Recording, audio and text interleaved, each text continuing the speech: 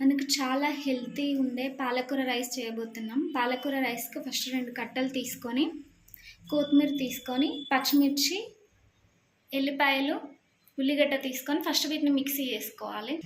ఇలా పాలకూరను మిక్సీలో వేసుకొని మంచిగా కడిగి పాలకూర, కొత్తిమీర వేసుకోవాలి. తర్వాత పచ్చిమిర్చి, తర్వాత ఎల్లిపాయలు, తర్వాత 2 లవంగాలు వేసి మంచిగా మిక్సీ చేసుకోవాలి. ఇలా మంచిగా మిక్సీ చేసుకోవాలి. ఇప్పుడు స్టవ్ మీద కడాయి పెట్టుకోవాలి. 1 టేబుల్ స్పూన్ ఆయిల్ వేసుకోవాలి. ఇప్పుడు పోపు దినుసులు వేసుకోవాలి. ఇప్పుడు ఇందులోనే ఉల్లిగడ్డ, పచ్చిమిర్చి వేసుకోవాలి. 5 నిమిషాలలో ఎంతో టేస్టీగా ఉండే పాలకూర రైస్ ఇలా ప్రిపేర్ చేసుకోవచ్చు. చాలా సింపుల్గా తయారు చేసుకోవచ్చు, ఎంతో హెల్దీ కూడా. పసుపు, పాలకూర గ్రేవీని మొత్తం అందులో వేసుకోవాలి.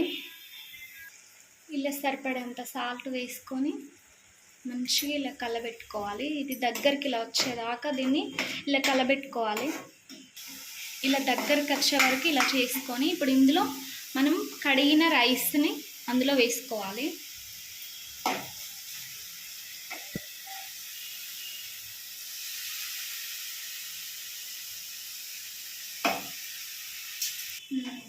ఇలా రైస్ వేసుకొని ఇలా ఒక 2 మినిట్స్ ఇలా మంచిగా కలబెట్టుకోండి. అప్పుడు ఈ ఫ్లేవర్ అంతా రైస్కి మంచిగా పట్టుద్ది. ఇలా మంచిగా అయిన తర్వాత ఇప్పుడు ఇందులో 1 గ్లాసు బియ్యానికి 2 గ్లాసుల వాటర్ వేసుకోవాలి. నాది 2 గ్లాసుల బియ్యానికి నేను 4 గ్లాసెస్ వాటర్ వేసుకొని దీన్ని మంచిగా ఉడకబెట్టుకోవాలి.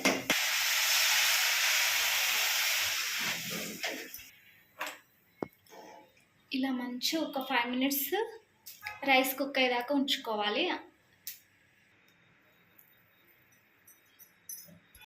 చూడండి, పాలకూర రైస్ రెడీ అయింది. చూడండి ఎంత బాగా వచ్చిందో. ఇప్పుడు దీన్ని కొత్తిమీరతో గార్నిష్ చేసుకుందాం.